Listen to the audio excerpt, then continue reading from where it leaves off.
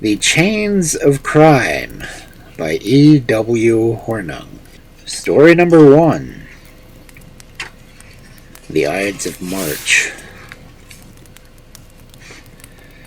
It was about 12:30 when I returned to the Albany as a last desperate resort.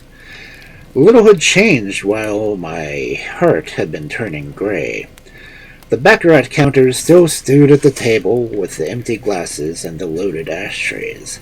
A window had been opened to let the smoke out, and was letting in the fog instead. Raffles himself had merely changed his dining jacket for one of his many blazers, yet he arched his eyebrows as though I had dragged him from his bed. "Forgot something," he said when he saw me at his mat. "No," said I, pushing past him without ceremony, and leading the way into his room, with an impudence amazing to myself. "Not come back for your revenge, have you? Because I'm afraid I can't give it to you single-handed. I was sorry myself that the others—" We were face to face by the fireside, and I cut him short. "Raffles," I said, "you may well be surprised at my coming back in this way at this hour. I hardly know you. I was never in your rooms before tonight. But I was your fag at school, and you said you remembered me. Of course, that's no excuse, but will you listen to me for 2 minutes?" In my emotion, I had at first to struggle for every word, but his face reassured me as I went on, and I was not mistaken in its expression. "Certainly, my man," he said. "As many minutes as you like. Have a Sullivan and sit down." And he handed me his silver cigarette case. "No," I said, finding my full voice as I shook my head. "No, I won't smoke, and I won't sit down, thank you. Nor will you ask me to either when you've heard what I really have to say." "Really," he said, lighting his own cigarette with one clear blue eye upon me. "How do you know?" "Because you'll probably show me the door," I cried bitterly, "and you'll be justified in doing it. But let me get it over, for God's sake. You know I dropped over 200 just now." He nodded. "I hadn't the money in my pocket, I remember. But I had my checkbook, and I wrote each of you a check at that desk." "Well?" "Not one of them was worth the paper it was written on, Raffles. I'm overdrawn already at the bank." "Surely only for the moment." "No, I have spent everything. But somebody told me that you were well off. I heard you had to come in some money." "So I did, 3 years ago.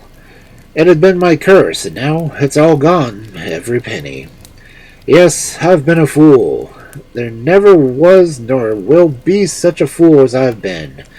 Isn't this enough for you? Why don't you turn me out?"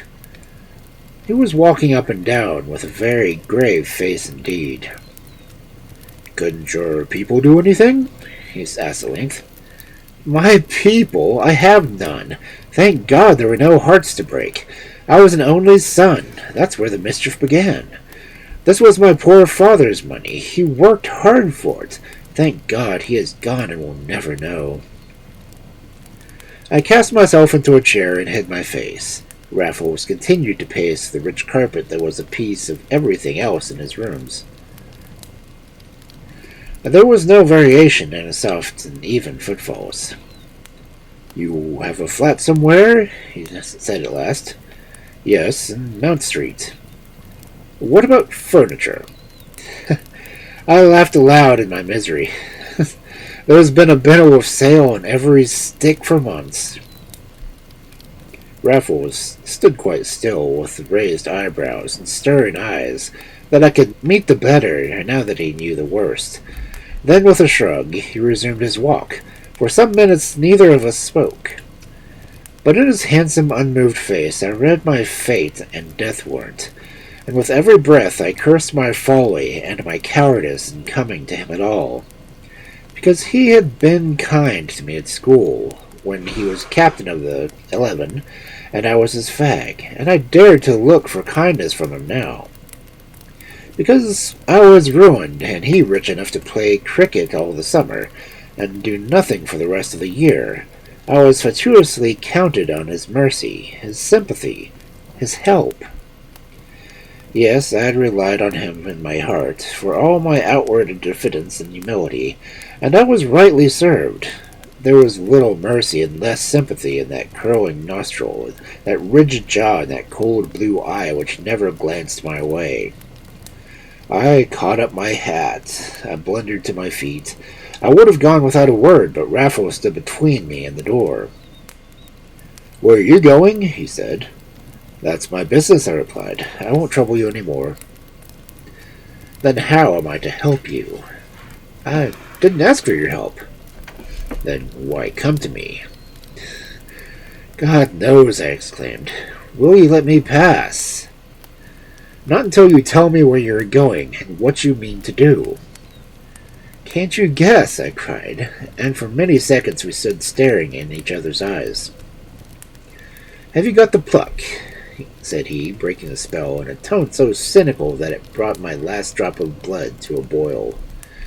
"You shall see," said I, as I stepped back and whipped my pistol from my overcoat pocket. "Now you will let me pass, or shall I do it here?" The barrel touched my temple, and my thumb the trigger. Mad with excitement as I was, ruined, dishonored, and now finally determined to make an end of my misspent life, my only surprise to this day is that I did not do it then and there. The despicable satisfaction of involving another in one's destruction added its miserable appeal to my baser egotism. And had fear or horror flown to my companion's face, I shudder to think I might have died diabolically happy with that look for my last impious consolation. It was the look that came instead which held my hand. Neither fear nor horror were in it, only wonder, admiration, and such a measure of pleased expectancy as caused me after all to pocket my revolver with an oath. "You devil," I said. "I believe you wanted me to do it." "Not quite," was the reply, made with a little start, and a change of color that came too late. "To tell you the truth, though, I half thought you meant it, and was never more fascinated in my life. I never dreamt you had such stuff in you, Bunny. Now I'm hanged if I let you go now, and you'd better not try that game again, for you won't catch me stand and look a second time. We must think of some way out of this mess. I had no idea that you were a chap of that sort. There, let me have the gun." With that, one of his hands fell kindly on my shoulder, while the other slipped into the pocket of my overcoat, and I suffered him to deprive me of the weapon without a murmur. Nor was this simply because Raffles had the subtle power of making himself irresistible at will. He was beyond comparison the most masterful man whom I had ever known, yet my acquiescence was due to more than the mere subjection of the weaker nature to the stronger. The forlorn hope which had brought me to Albany was turned by magic into an almost staggering sense of safety. Raffles would help me after all. Raffles would be my friend. It was as though all the world had come roundly suddenly to my side. So far, therefore, from resisting his action, I caught and clasped his hand with a fervor as uncontrollable as the frenzy which had preceded it. "God bless you!" I cried. "Forgive me for everything. I will tell you the truth. I did think you might perhaps help me in my extremity, though I well knew that I had no claim upon it. Still, for old school's sake, for the sake of old times, I thought you might give me another chance. If you wouldn't, I meant to blow out my brains, and will still if you change your mind." In truth, I feared that it was changing, with the expression even as I spoke, in spite of his kindly tone, and his kindlier use of my old-school nickname. His next words showed me my mistake. "What a boy it is at jumping to conclusions! I have my vices, Bunny, but backing and filling is not one of them. Sit down, my good fellow, and have a cigarette to soothe your nerves. I insist. Whiskey? The worst thing for you. Here's some coffee that I had brewing when you came in. Now listen to me. You speak of another chance. What do you mean by that? Another chance at baccarat? No, if I know it. You think the luck must turn, suppose it didn't. We should have only made bad worse. No, my dear chap, you've plunged enough. Do you put yourself in my hands, or do you not? Very well, then you plunge no more, and I undertake not to present my check. Unfortunately, there are the other men, and still more unfortunately, Bunny, I'm as hard up at this moment as you are yourself. It was my turn to stare at Raffles.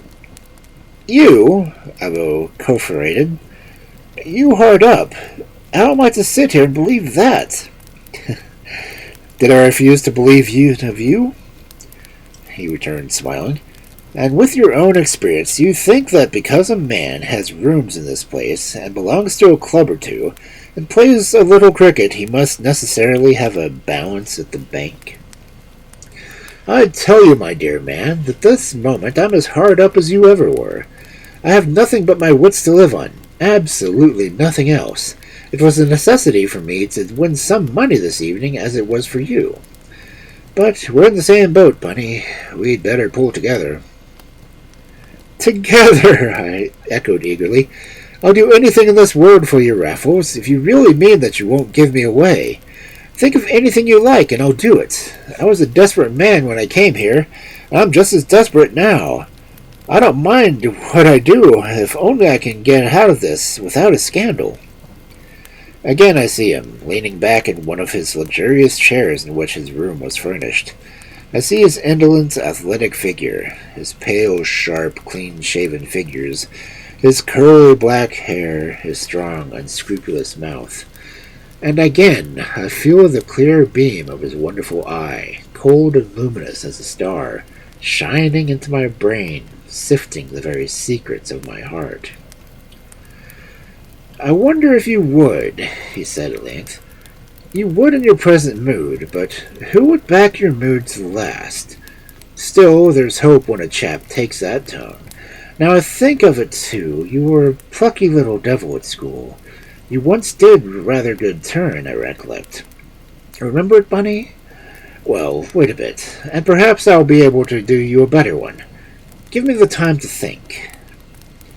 He got up, lit a fresh cigarette, and fell to the pacing the room once more, but with a slower and more thoughtful step, and for a much longer period than before. Twice he stopped at my chair as though at the point of speaking, but each time he checked himself and returned his stride. In silence. Once he threw up the window, which he had shut some time, and stood for some moments leaning out into the fog which filled the Albany courtyard. Meanwhile, a clock on the chimney-piece struck 1, and 1 again for the half-hour, without a word between us.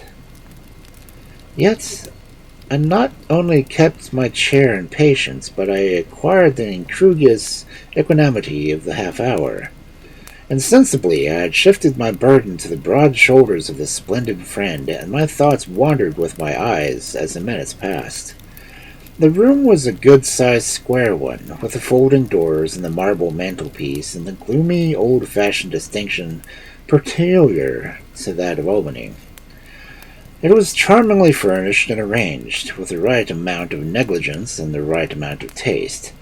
What struck me most, however, was the absence of the usual insignia of a cricketer's den. Instead of the conventional rack of well-worn bats, a carved oak bookcase with every shelf in a litter filled the better part of one wall, and where I looked for cricketing groups, I found reproductions of such works as Love and Death and The Blessed Damozel, in dusty frames and different parallels. The man might have been a minor poet instead of an athlete at the first water. Yet there had always been a fine streak of aestheticism in his complex composition. Some of these were very pictures I had myself dusted in his study at school, and they set me thinking in yet another of his many sides. and of the little incidents to which he had just referred. Everybody knows how largely the tone of the public school depends on that of the 11, and on the charter of that captain of cricket in particular. And I have never heard it denied that in Raffles' time our tone was good, or that such influence as he troubled to exert was on the side of the angels. Yet it was whispered in the school that he was in the habit of parading the town at night in loud checks and a false beard. It was whispered and disbelieved. I alone knew it for a fact, for night after night I had pulled the rope up after him when the rest of the dormitory were asleep, and kept awake by that hour to let it down, or even a given signal.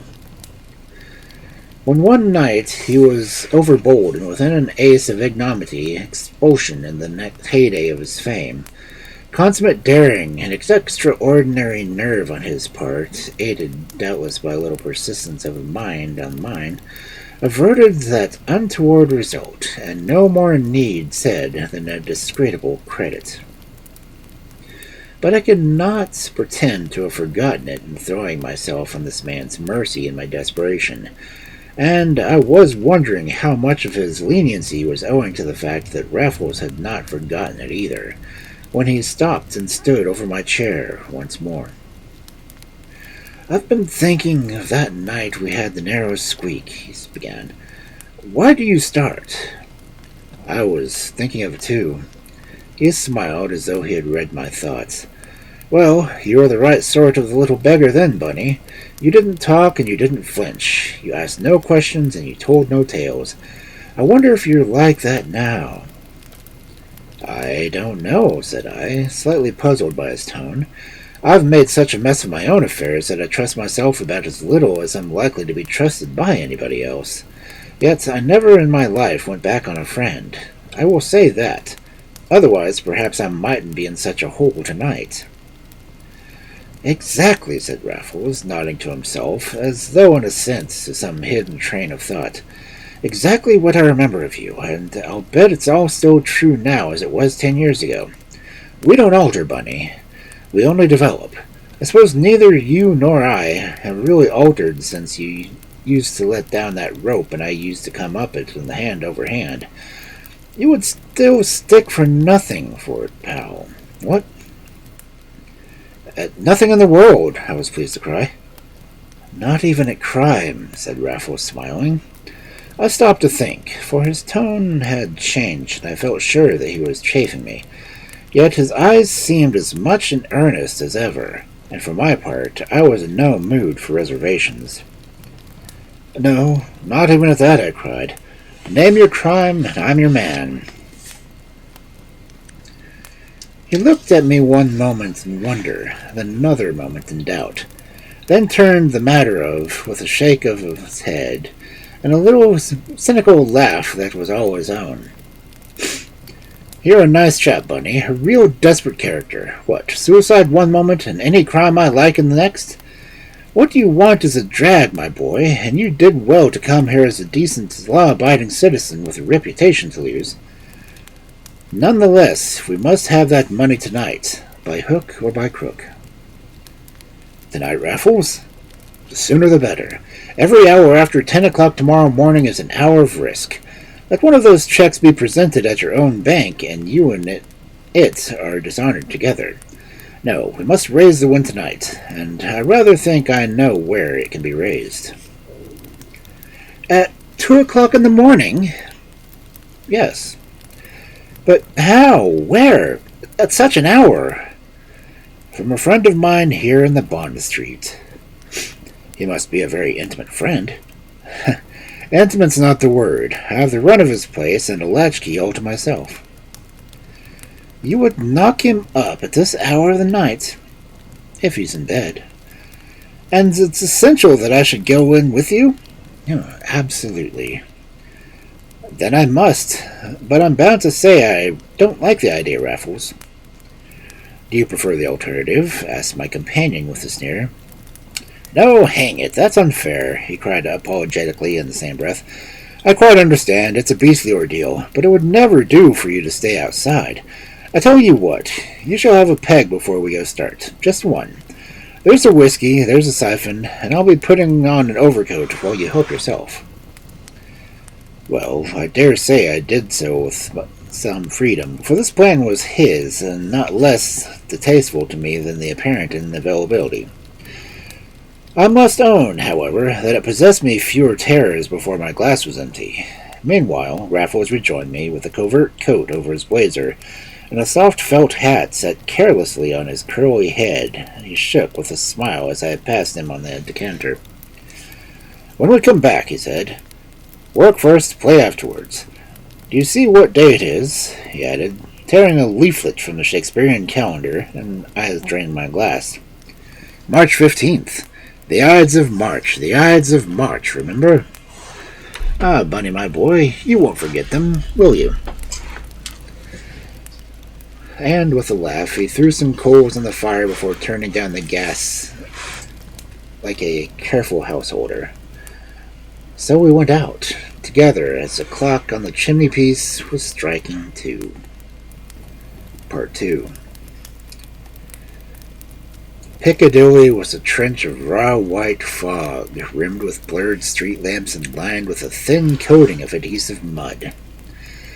We met no other wayfarers on the deserted flagstone streets,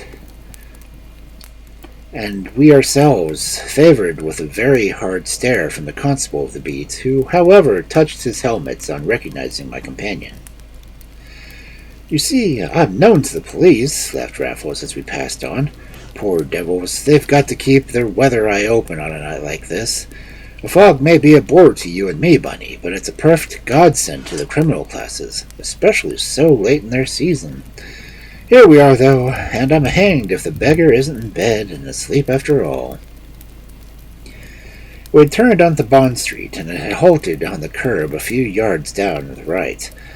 Raffles was gazing up at some windows across the road, windows barely discernible through the mist, and without the glimmer of a light to throw them out. They were over a jeweler's shop, and I could see by the peephole in the shop door and the bright light burning within, but entire upper part, with a private street door next to the shop, was black and blank as the night sky itself. "Better give it up for tonight," I urged. "Surely the morning will be up in no time." "Not a bit of it," said Raffles. "I have his key. We'll surprise him. Come along." And seizing my right arm, he hurried me across the road and opened the door with the latch key. In another moment had shut it up swiftly but softly behind us. We stood together in the dark. Outside, a measured step was approaching. We had heard it through the fog as we crossed the street. Now, as it drew nearer, my companion's fingers tightened around my arm. "It may be the chap himself," he answered. "He's a devil of a night bird. Not a sound, Bunny. We'll startle the life out of him. Ah!" The measured step had passed without a pause. Raffles drew in a deep breath, and a singular grip of me slowly relaxed. "But still, not a sound," he continued in the same whisper. "We'll take a rise out of him wherever he is. Slip off your shoes and follow me."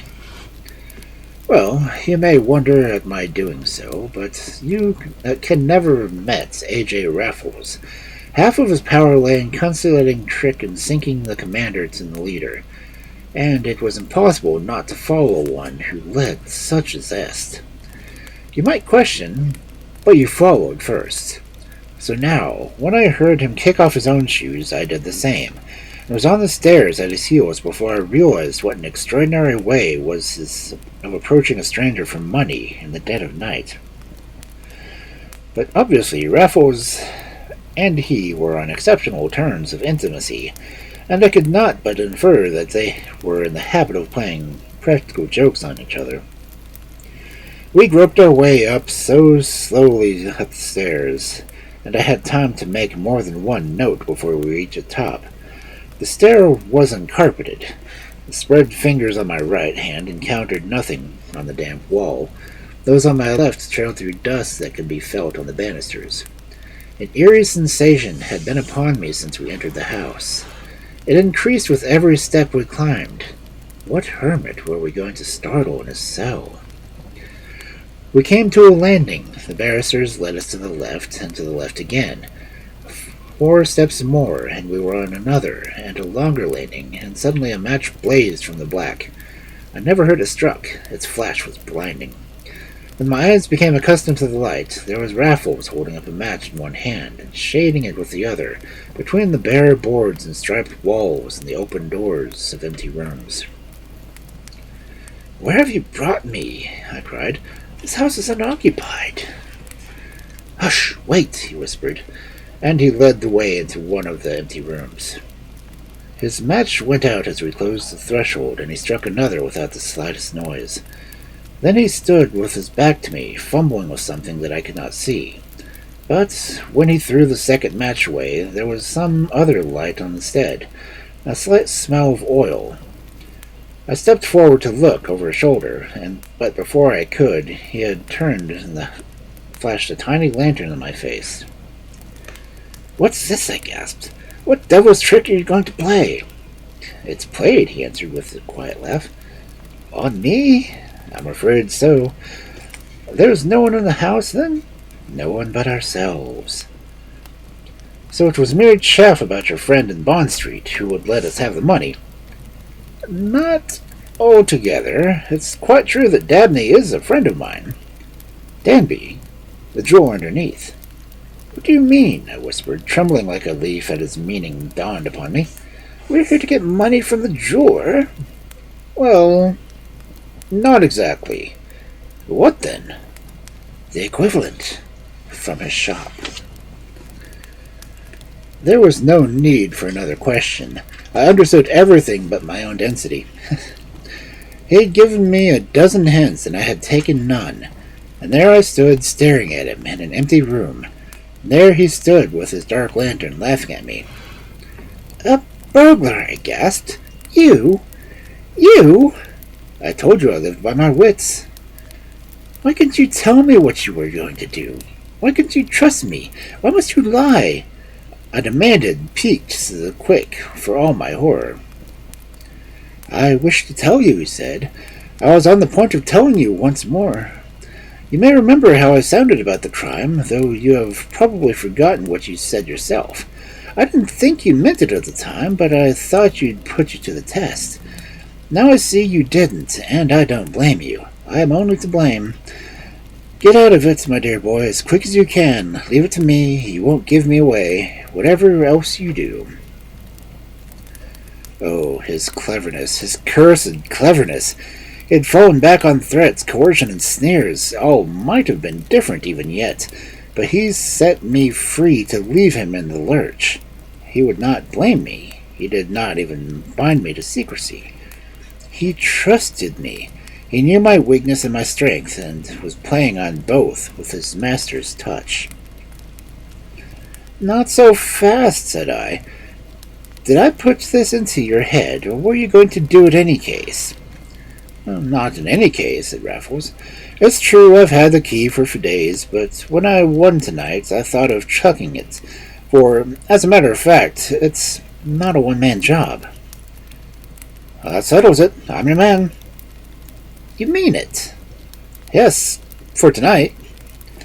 "Good old Bunny," he murmured, holding the lantern for one moment to my face.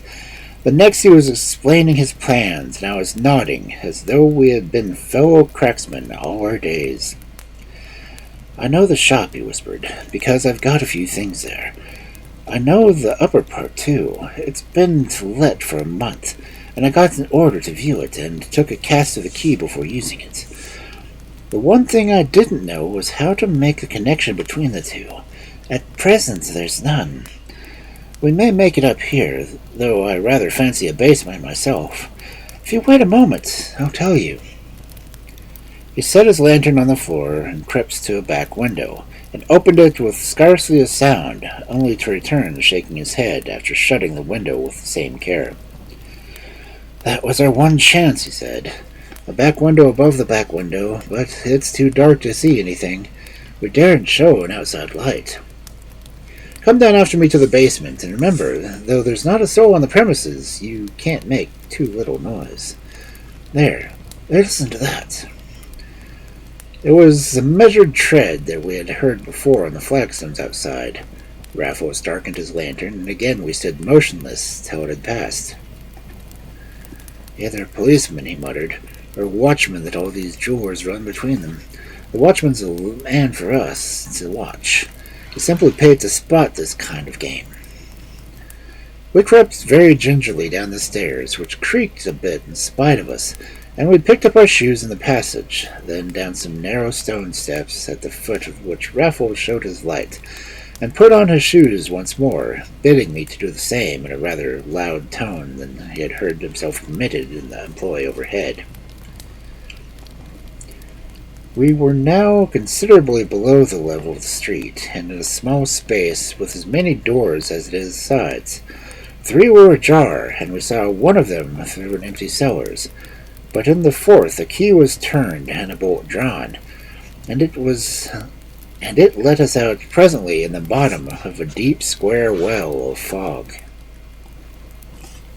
A similar door faced it across this area. Raffles had the lantern close against it, and was hiding the light with his body, when a short and sudden crash made my heart stand still. The next moment I saw the door was wide open, and Raffles standing within, beckoning me with a jimmy. "Door number 1, he whispered. "Deuce knows how many more there'll be, but I know 2 at least. We won't have to make much more noise over them either. Down there's less risk." We were now at the bottom of the exact fellow to the narrow stairwell which we had just ascended, the yard, or well, being the one thing common to both the private and business premises. But this flight led us to no open passage. Instead, a singularly solid mahogany door confronted us at the top. "I thought so," muttered Raffles, holding me the lantern and pocketing a bunch of skeleton keys, after tampering for a few moments with the lock. "It'll be an hour's work to get through that." "Can't you pick it?" "No, I know these locks. That's no use trying. We must cut it out, and it'll take us an hour." It took us 47 minutes by my watch, or rather, it took Raffles, and never in my life have I seen anything so deliberately done. My part was simply to stand by with a dark lantern in one hand and a small bottle of rock oil in the other. Raffles had produced a pretty embroidered case, intended obviously for his razors, but filled instead with the tools of a secret trade, including the rock oil. He took off his covert coat, and with his blazer spread neat open on the top step, knelt on them, turned up his short cuffs, and went to work with brazen bits near the keyhole.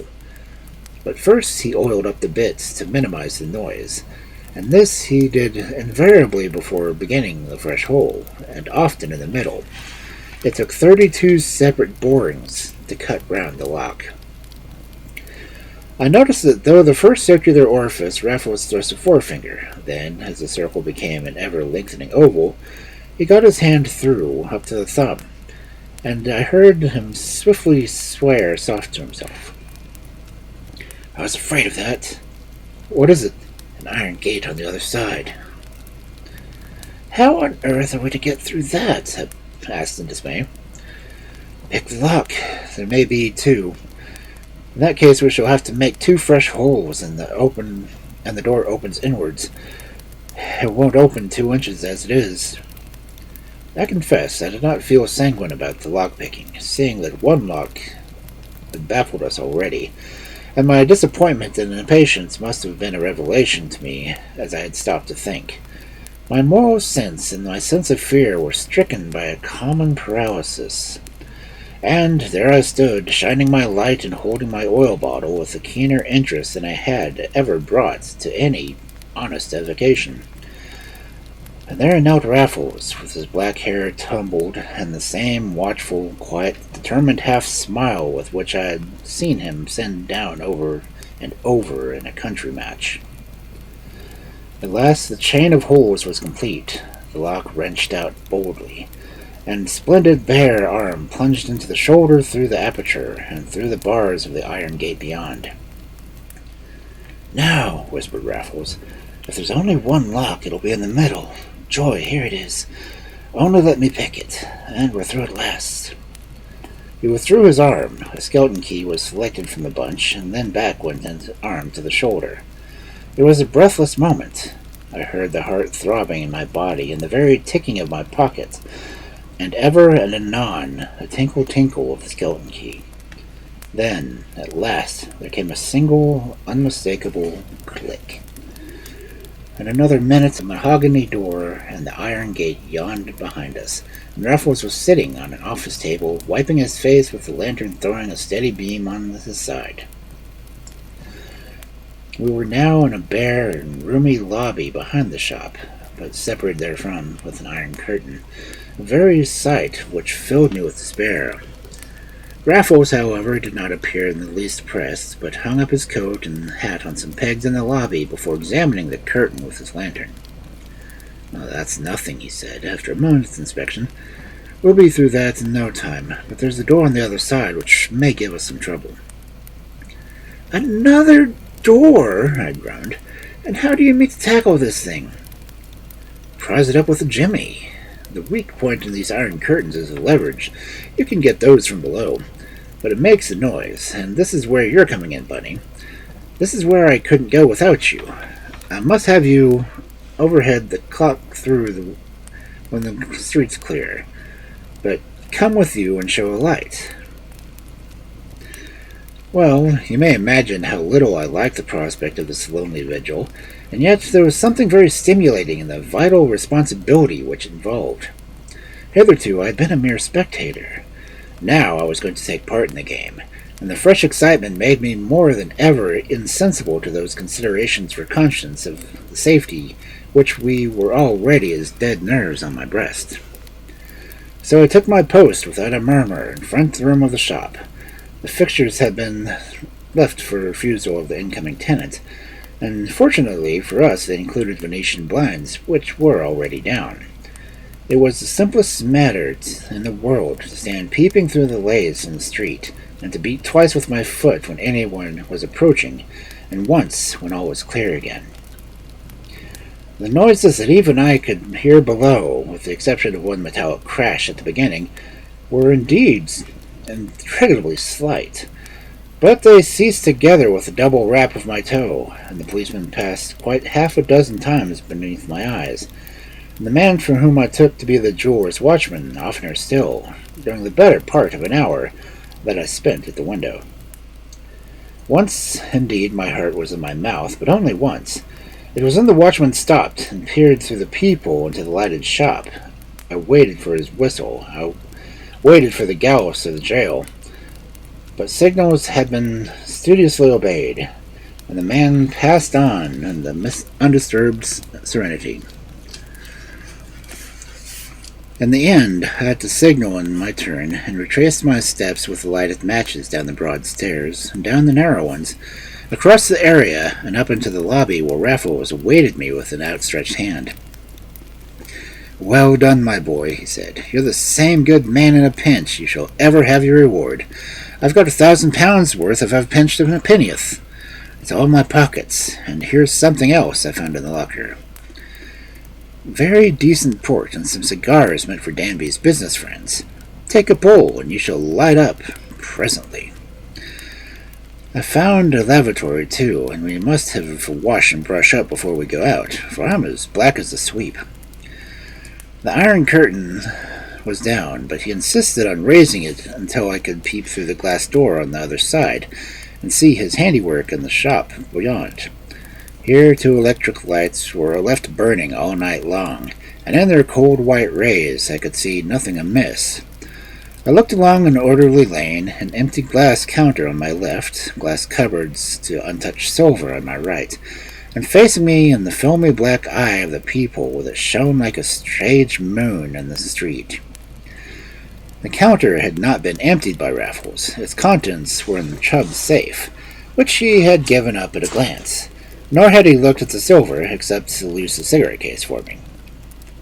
He had confined himself entirely to the shop window. This was 3 compartments, each secured for the night by removable panels with separate locks. Raffles had removed them a few hours before their time, and the electric light shone on a corrugated shutter bare with ribs of an empty carapace. Every article of value was gone from the one place where the invisible from the little window in the door. Everywhere else it was done had been left overnight. But for the train of mangled doors behind the iron curtain, a bottle of wine, a cigar box with which liberties had been taken, and a rather black towel in the lavatory, a burnt match here and there, and our finger marks on the dusty banisters, not a trace of our visit would we leave. "Had it in my head so long," said Raffles as we strolled through the streets towards dawn, "for all the world as though we were returning from a dance. No, Bunny, I never thought of it till I saw the upper part empty for a month ago and bought a few things from the shop and get the lie of the land. That reminds me, I never paid for them. But, by Jove, I will tomorrow, and that isn't poetic justice, what is? One visit showed me the possibilities of the place, but the second convinced me of the impossibilities without a pal. So I practically given up the idea, and when you came along on the very night and in the very plight for it. But here we are at the Albany. I hope there's some fire left, for I don't know how you feel, Bunny, but for my part, I'm as cold as Keats' owl."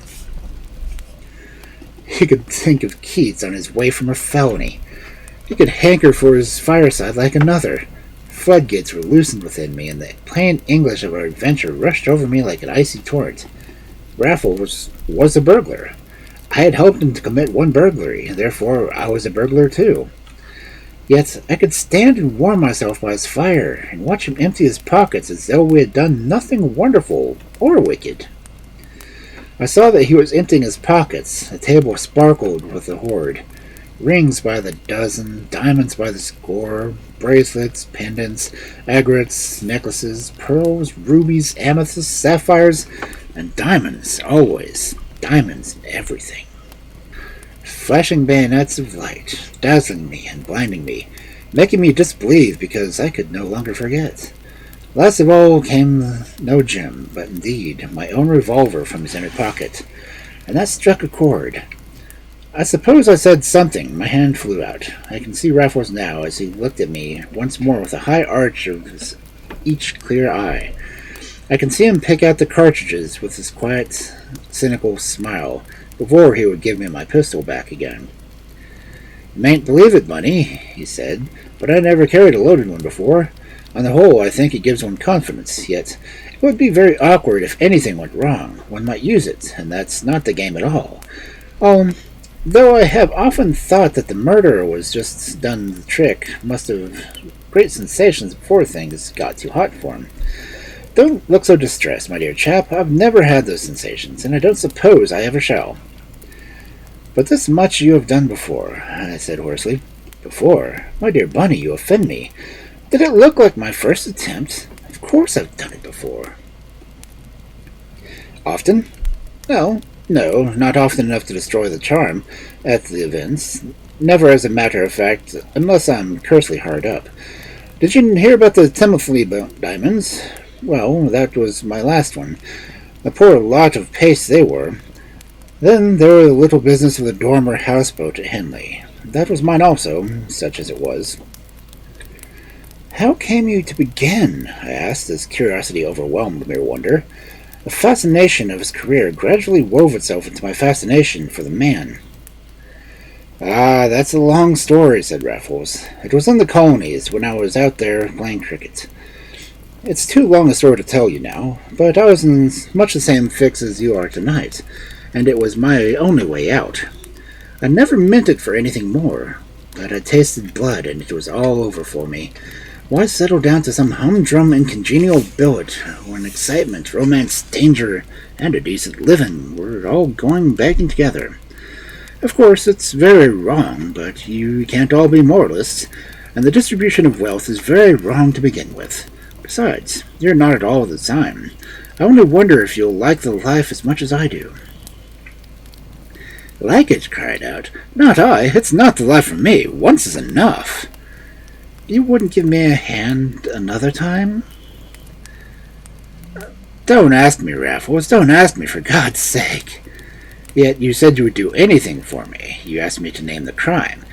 But I knew at this time you didn't mean it. You didn't go back on me tonight, and that ought to satisfy me. Goodness knows.